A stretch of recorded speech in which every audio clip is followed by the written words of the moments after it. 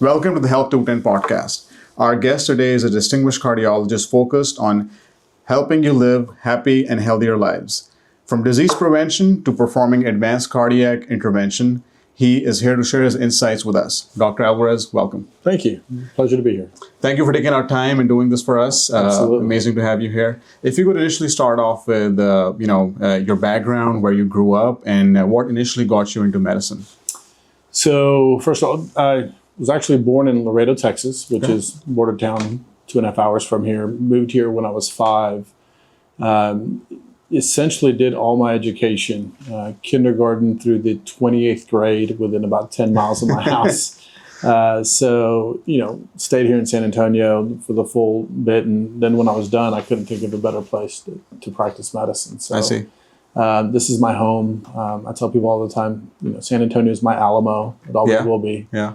And so I'm going to take care of the people here. Was there like a pivotal moment that, made you decide wanted to go in medicine, or did you always, how did that come about? Interestingly enough, there is. Okay. So when I was in high school, I went to a pretty big high school, played football, had a whole bunch of Division I football scholarship offers, but I broke my hips. So I actually have 2 screws in my right hip and 1 in my left hip because I was too heavy. I had what's called slip capital femoral epiphysis.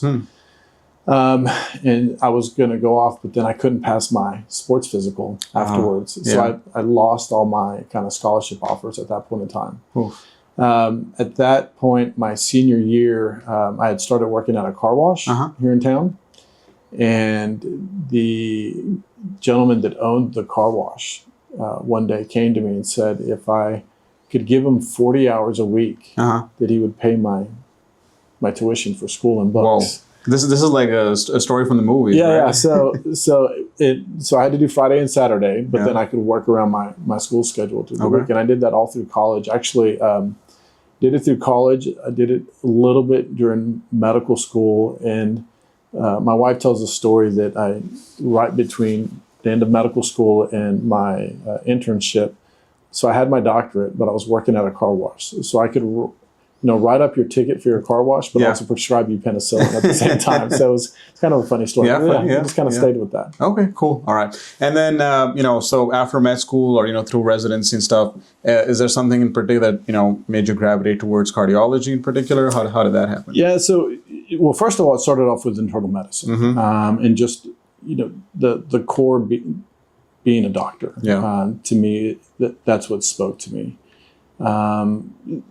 My thought process, or the way I envisioned the interactions with patients, and not only just them, but taking care of the person in front of you. But it's not just that person, right? You have to take care of the family members at the same time, right? Because it's all intermingled. So that kind of drove me towards that.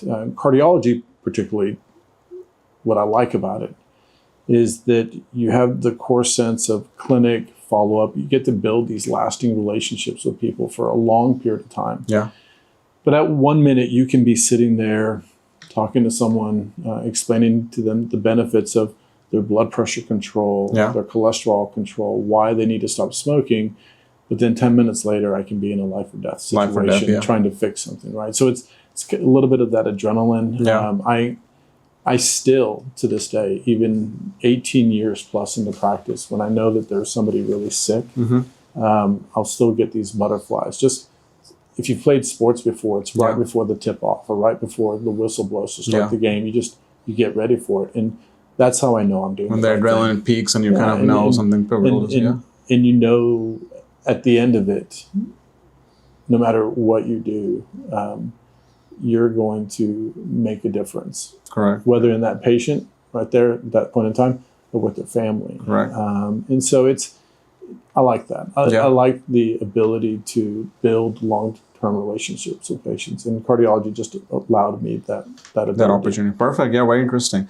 So cardiology is a vast field, right? I mean, as we talked, it could be like, you could focus on prevention. Then there's like interventional cardiology. What aspect do you focus on, and what's your area of expertise?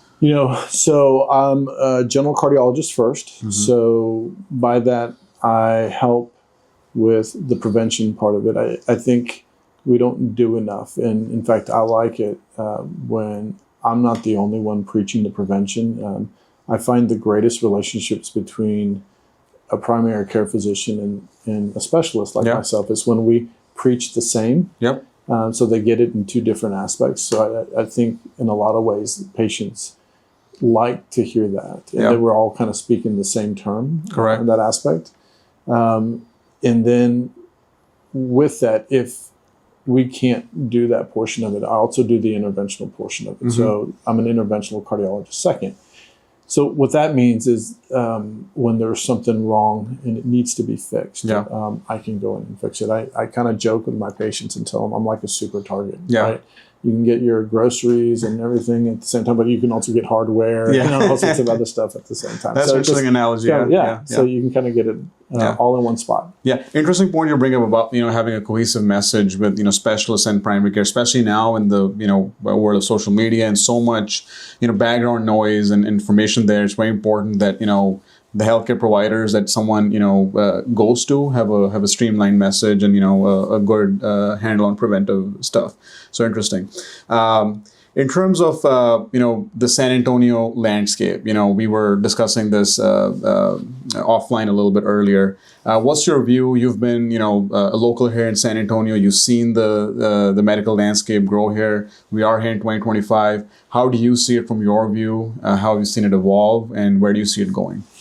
So the San Antonio landscape, just in general, from the aspect of the medicine and the type of medicine that we provide, San Antonio, and I can say with confidence, it is probably one of the premier cities, if not in Texas, but in the country. I can tell you that when it comes to cardiovascular care, our hospitals are top 5 in the state.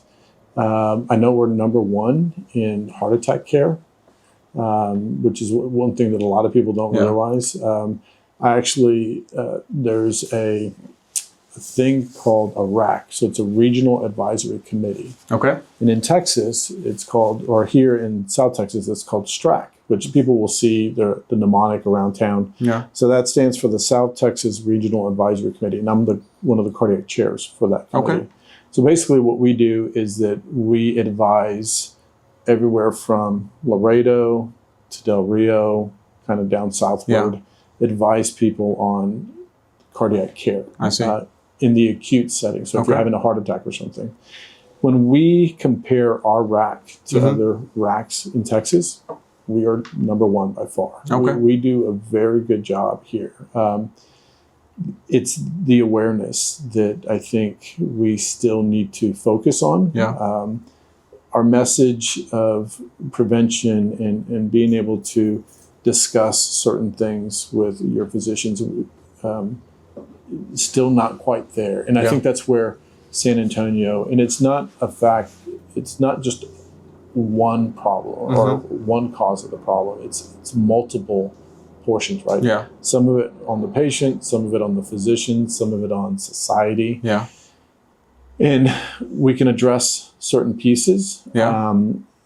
I've tried to hold steadfast, and I tell my patients all the time that is there always something else that you need to tell me? Yeah. Even if you don't think it's important, something else that you think that I may need to know or not know. Yeah. And a lot of times they'll ask me, well, what should I ask? I don't know what to ask. It may be that they're going to go see a different specialist or they're going to go see a different doctor. And I'll be like, make sure you ask them this. Yeah. So it's not only being a coach, being a friend, being a physician with them, but just kind of being there for them. Almost looking out for them, right? Yeah, absolutely. Yeah. And whether it's the primary care physicians or the specialists, I think as physicians in general, healthcare providers, we should all be kind of doing that. Yeah. Part of that, though, it's a little bit more difficult nowadays because although social media is great, there's a lot of misinformation out there, right? Yeah. So I will tell you that I think sometimes we do spend a lot of times trying to debunk a lot of myths, right? What they've heard, or I have a friend's cousin's brother that this is what happened, right? Yeah. And so or he takes this supplement and this is what happened, and so you almost have to work through it. I think ultimately we're getting better. I think our patients are definitely more aware. They do their research. They look into things, and we're supposed to be there not as the end all. We're supposed to be there for guidance. Yeah, true. And I tell people, I've learned a long time ago, there's never an absolute in medicine. Yeah. You may be that one less than 1/1,000,000% of the person something that off is going to happen. like something happens, right?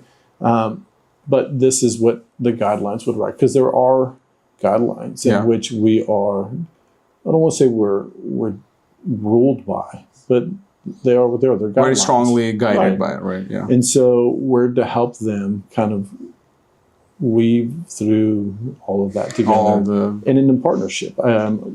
It's very important for the primary care physician, the specialist, again, to kind of speak that same term. And I tell people this all the time: go back and ask your primary care physician, when you speak to them, ask them about this or this, and make sure that now you're 46, you should be getting your colonoscopy. Yeah. You should be doing certain things. So there's still even though I'm a cardiologist, ultimately I'm a physician. Yeah, which is very good to hear and amazing to know, right? Because a lot of specialists we see kind of focus on just what they're dealing with, and it's very hard to it's very easy to kind of just ignore the patient as a whole. So having that perspective is definitely important for like better patient outcomes.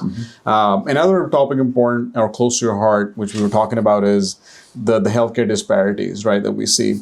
What do you feel are the major factors in seeing so much disparity, especially in our local population here in San Antonio? I think part of it is culture, not only from the general public side, but some of it's culture from the healthcare industry side, right? So we need to understand more about the cultures of the different people that we see.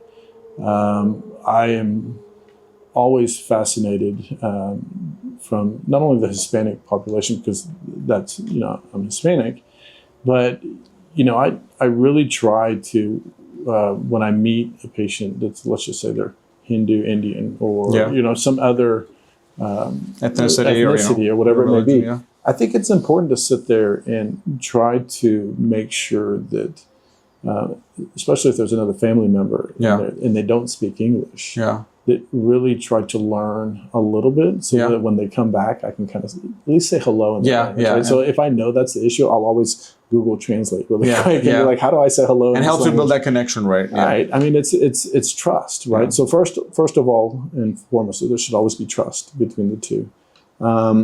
It's understanding your audience. People, it doesn't matter what you do. You should always understand, can you read a room? Can you read the audience, right? Cool. There's little things that we can do as physicians.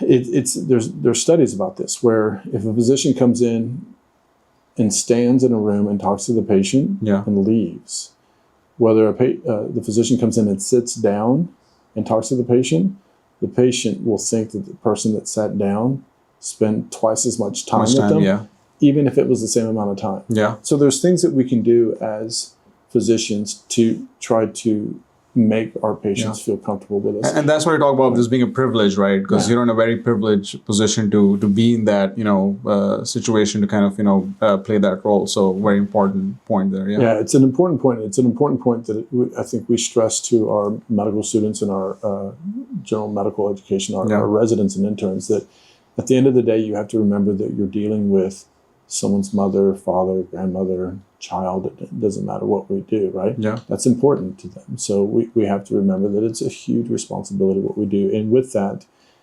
capturing the notion of where we're at and I'm just going to refer to the Hispanic population.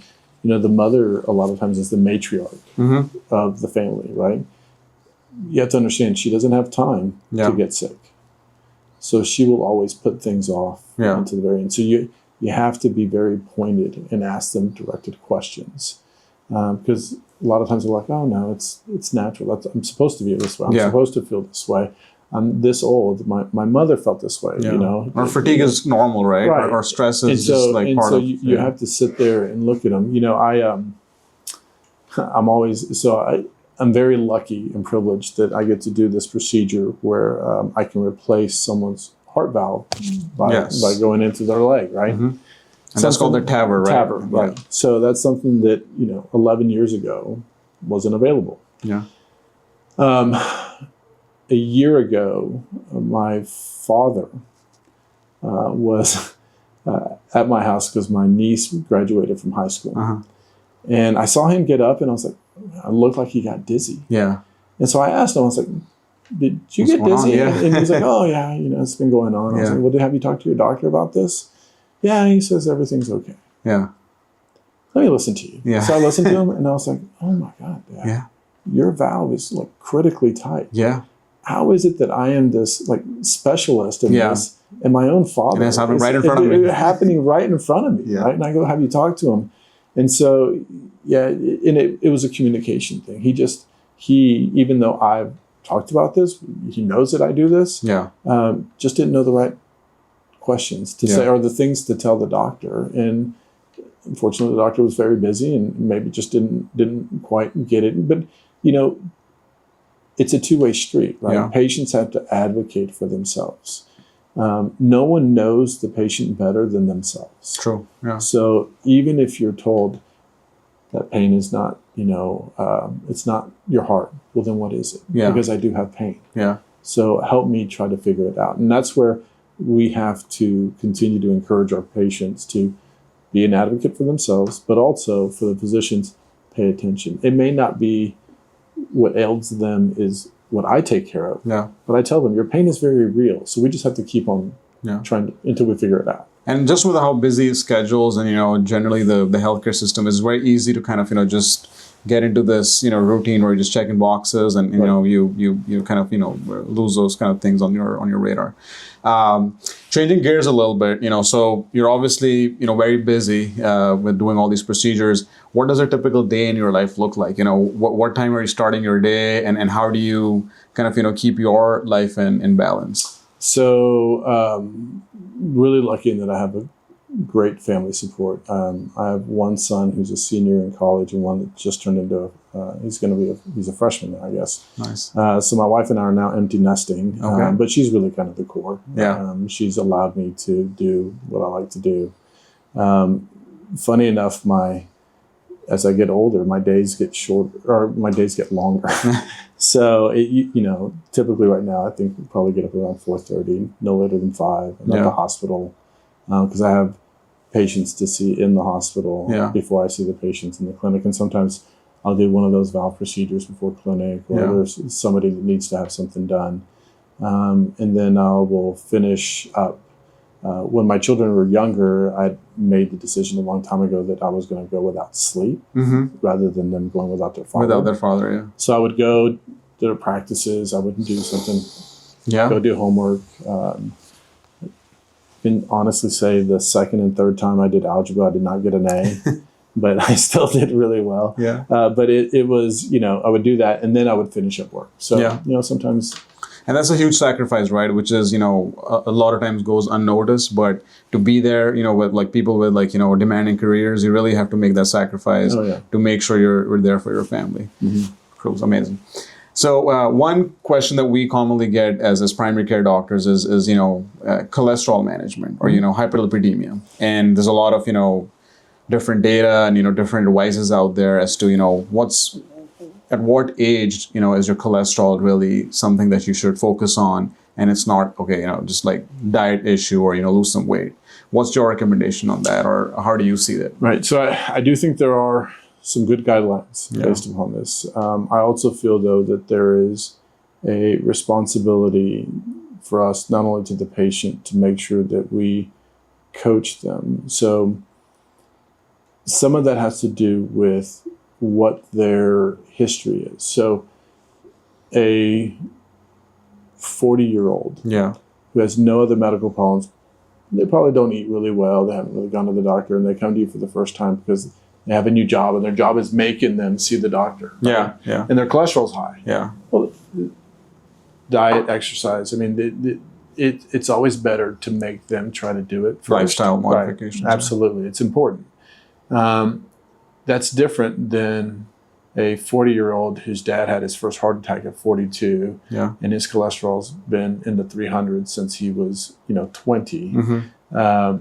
That person, you maybe want to start treating in their 20s, right? So it's the beauty of medicine is that there's not just one answer, simple answer for every person, right? So everyone is unique. Everyone has different aspects.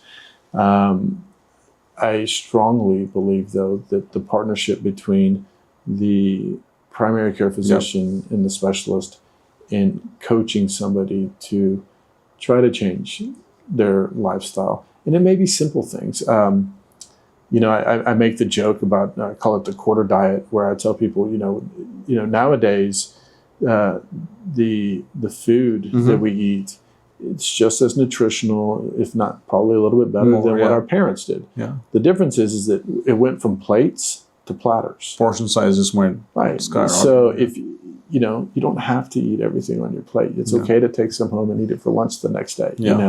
And really, it's portion control is a big part of what we do. Obviously, we're going to recommend trying to eat healthier, right? More fruits and vegetables, more fish, chicken, things like that. The slogan "Frying is dying." I say heart healthy diet. So we're all intelligent. We all know what we should eat. It's just, is that what we do? And what you talked about, the family history, like everything is a perspective, changes everything. So that's why establishing with a primary care and making sure someone knows your history and your background and everything about you and can really give you that objective advice is really important. Correct. Absolutely. I think it's a big part of what we do. And then we can get into, the medicines.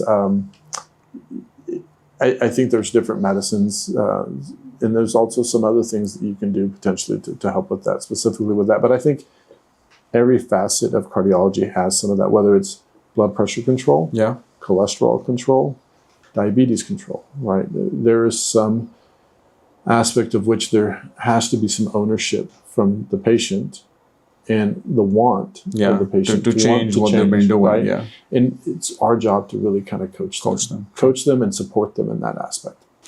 All right, Dr. Alvarez, I've got a few quick questions for you. This is our rapid fire. Absolutely. So coffee or tea, what's better for the heart? Neither. Okay, cool. I think, again, probably everything in moderation. Moderation, right? Okay, all right. If there was one food that you would recommend from a cardiac health standpoint, what would that be? One food I would recommend. Or something to add to the diet, that's heart health. So I do think that people should eat more fresh vegetables. Okay, cool. Canned has salt in it. And so it raises your blood pressure and things like that. So I think it's good. One thing that you want people to take it out of their diet right away. One thing I want people to take out of their diet. And fried stuff. Okay, cool. And in terms of exercise for cardiac health, is strength training better or cardio?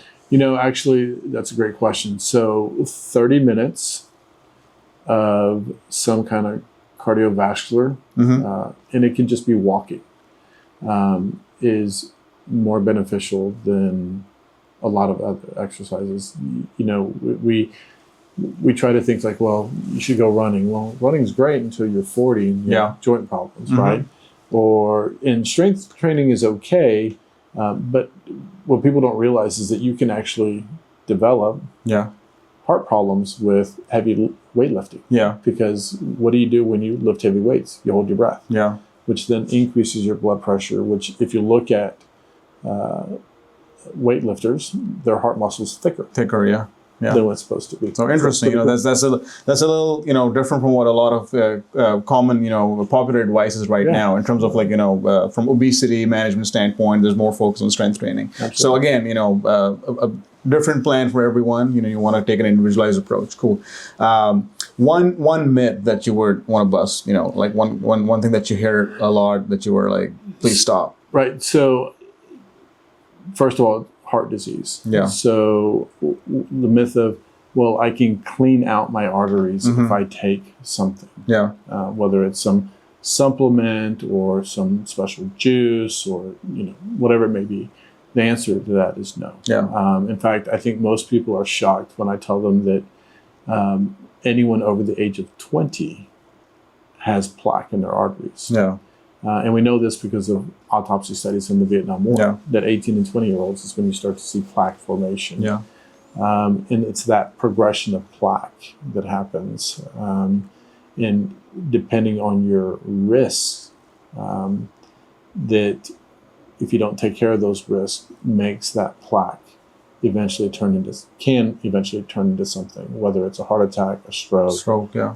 loss of limb because of vascular disease. So there's nothing really like unclogging your arteries, or There's no Drano. There's no Drano. No Okay. such thing. What's worse, vaping or smoking? Both. Both. Okay. All right. Yeah. And then, how much sleep is really good for from a cardiac health standpoint? So I think it's recommended 8 hours of sleep. 8 hours of sleep. And assuming that 8 hours of sleep is sleep that you get full into REM, kind of a deal. So good restorative sleep. Good restorative sleep. Okay. Because you bring up sleep, there's always that correlation of one organ system affects the other. And, sleep apnea is a true thing, and it affects so many things from a cardiovascular standpoint. Yeah. So that's probably one of the biggest challenges sometimes, is trying to get people to recognize that they do have significant sleep apnea and they need to have that treated. Another common thing we get asked is, can stress cause cardiac disease? So it can cause, it's not so much that it causes cardiac disease, but what does stress do? Stress increases your stress hormones, which then increases your blood pressure, and we know that high blood pressure leads to cardiac So it events. drives the process that would eventually do that. Okay, cool, perfect. So one common question we hear is, 1 or 2 glasses of wine, helps keep the heart healthy. How true is that? So it's actually very true, depending on the alcohol. Okay. Right? So 8-ounce glass of red wine a night. Red wine is actually pretty good. 5 ounces of like hard alcohol, whether it's a bourbon or vodka, whatever it may be, and then a 12-ounce beer is actually okay. Yeah. It's when you start to get a little bit more than that, because alcohol actually causes you to increase your blood pressure. Yeah. So it's, again, a lot of medicine is moderation. Moderation, right? yeah. So as long as you can stay to that moderation, you're okay. And you're not allowed to save up your daily drinks for the weekend. for the weekend. That's right. It's better. You got to use it every day. That's right. You got to use it every day. You lose it. Yeah. All right. Sounds good. Moving on to prevention, which is, again, a very important aspect in cardiac health. So we typically see the situation, especially on the primary care level. Let's say, a patient in their 50s, 60s with otherwise, a low risk profile coming in. They don't have any symptoms, but you do fear, knowing that, the plaque buildup is a normal aging process, is, what's going on at the heart level, right? So what options does such a patient have for doing some preventative screening, or what's the step forward? So I think preventative screening really kind of goes into what is it that you're trying to achieve, right? So there are patients that have risk factors, right? And there's, modifiable risk factors for heart disease. There's diabetes, high blood pressure, high cholesterol, smoking. Yeah. And then there's the non-modifiable risk, right? Your age, your gender, and your family history. Can't do anything about those 3. Yeah. So I think you have to paint the picture and then try to decide, when you order a test, what's the question? And if you're going to ask the question, you have to know what you're going to do with the answer. Yeah. Right. So calcium scores are fantastic for people in which, you're trying to, it's kind of like the tie vote, right? Yeah. So it's a tie. Don't know whether you should do something or not do anything. Well, then we're going to get a calcium score. Yeah. And usually it's related to cholesterol management, right? A lot of times people have high cholesterol, in their 50s, but they feel fine. Nothing else is going on. So they're decide, do I do something or just keep watching it? Now, that calcium score is a tiebreaker. In people that have family history of heart disease, you can get it early on and look to see where their calcium score is at.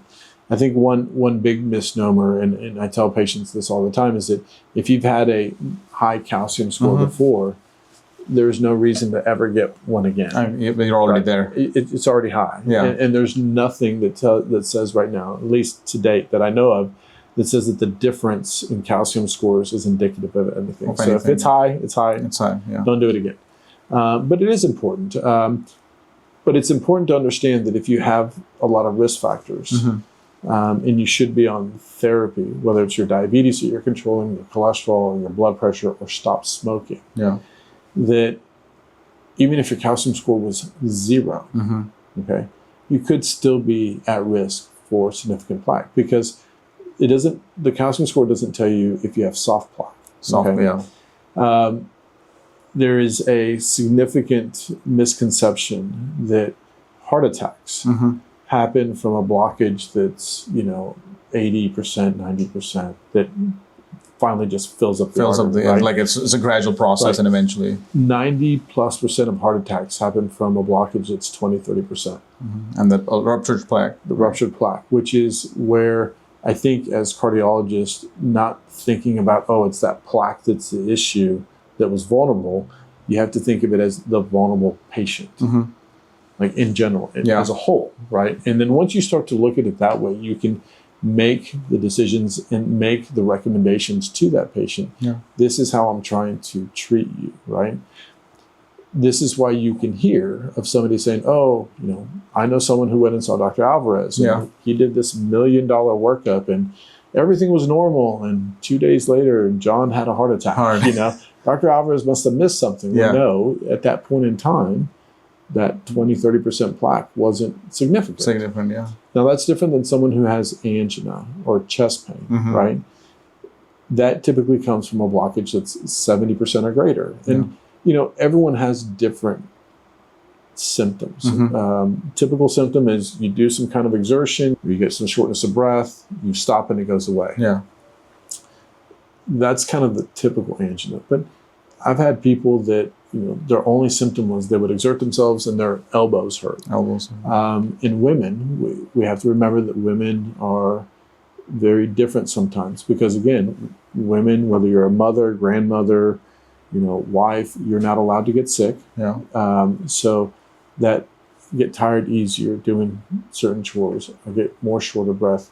When I'm doing things around the house, I can't clean the whole house all at once. I have to do it in stages. Where 6 months ago, they were, doing everything. Mom was doing everything. She was always the bubbly person. And now, she can barely walk through the mall with me. And they slowly adapt, right? And you don't even pick it up. Don't pick it up. And if they don't mention that, right? So it's really important for us as physicians, whether it's primary care or as cardiologists or whoever, to ask those questions.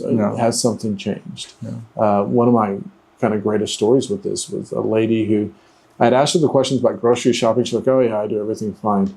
She goes, but, and it starts always like that. She goes, when I go home, I only put away the freezer stuff and then I have to rest. Well, when did you start doing that? About 6 weeks ago. Why? Because, if I try to put everything away, I'm just exhausted and maybe I get really short of breath. Never had chest pain.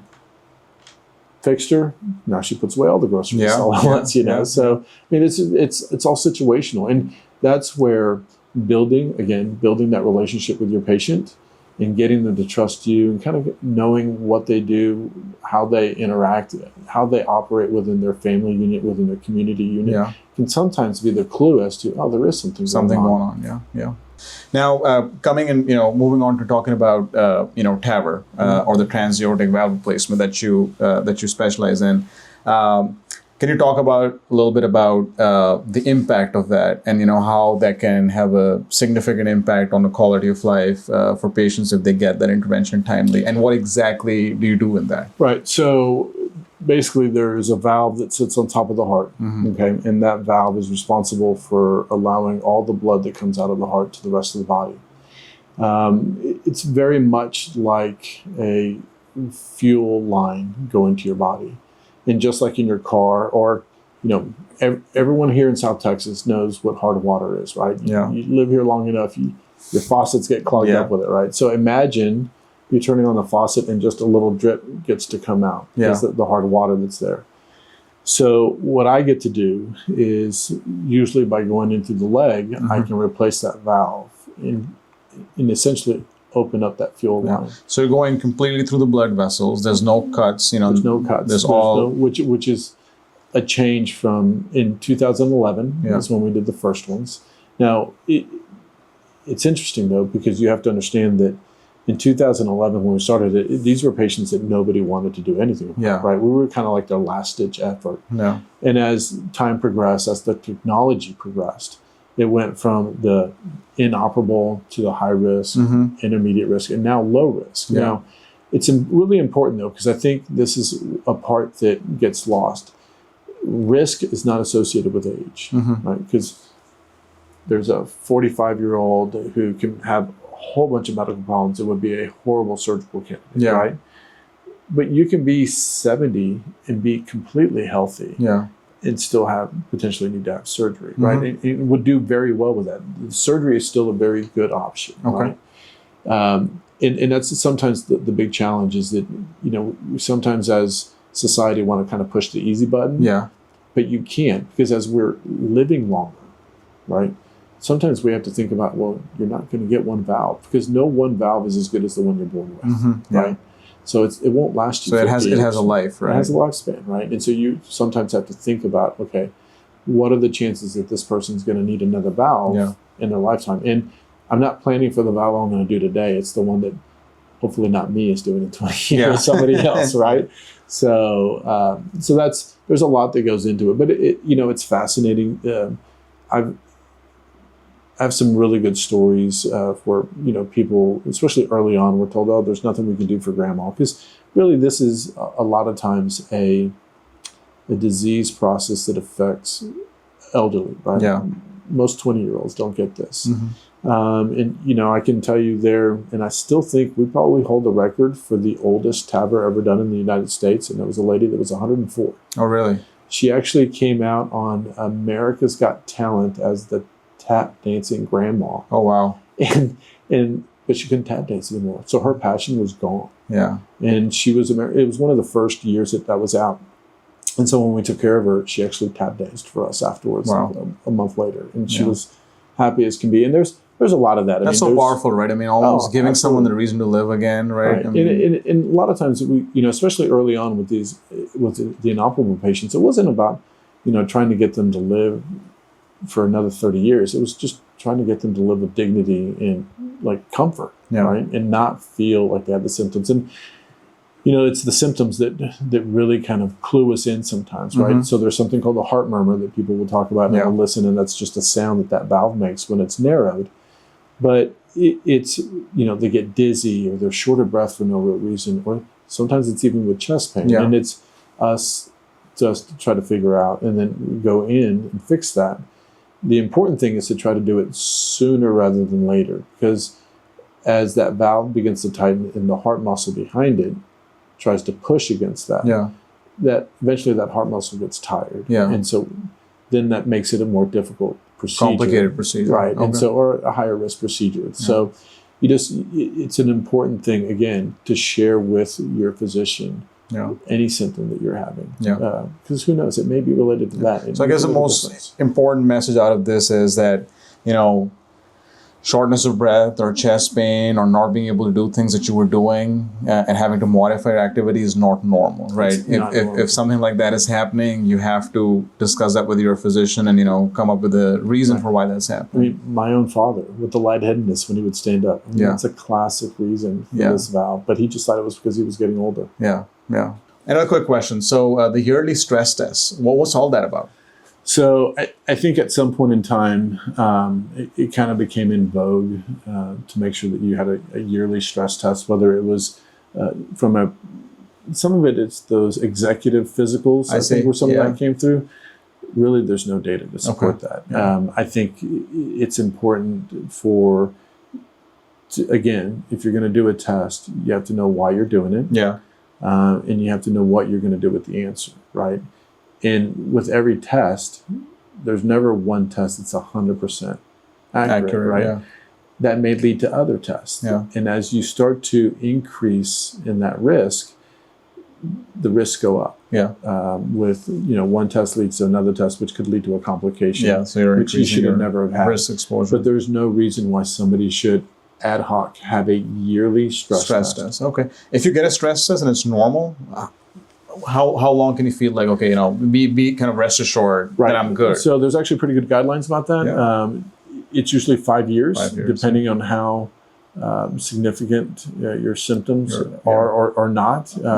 But even if you've had one and there's a change in your symptoms, that's an indication. So even if it's 6 months after whatever it may be, if there's a change, and it's important to bring it up with your physician that, hey, this has now changed. My chest pain is now a different character. It's more intense, or whatever it may be. That's a reason to do it. But just to do it, is not indicated. Not indicated. Okay, perfect. So, Dr. Alvarez, so for our our community and audience watching, how can they reach you? Where do you practice, and how can people reach you if they want to consult with you? Right. So I will tell you, with the Cardiology Clinic of San Antonio. I am primarily based in the medical center. Okay. I am fortunate enough to have a very large group of fantastic cardiologists, whether it's on the northeast side of town with Northeast Methodist in that area, Sonterra, downtown, Metropolitan Methodist Hospital, and then even at Texan. Okay. I would feel comfortable with any one of them taking care of them. If it's specific for a valve issue, we do have the Methodist Structural Heart Program, which is one of the top 10 programs in the country that for valve issues, not only aortic but others. And then there's just my regular office that I'm happy to see anybody. Okay. Perfect. Yeah. Well, thank you again for taking out time and doing this. It was a pleasure having you and discussing all these things with you. We'd love to have you again. Absolutely. My pleasure. Thank you so much. Thank you.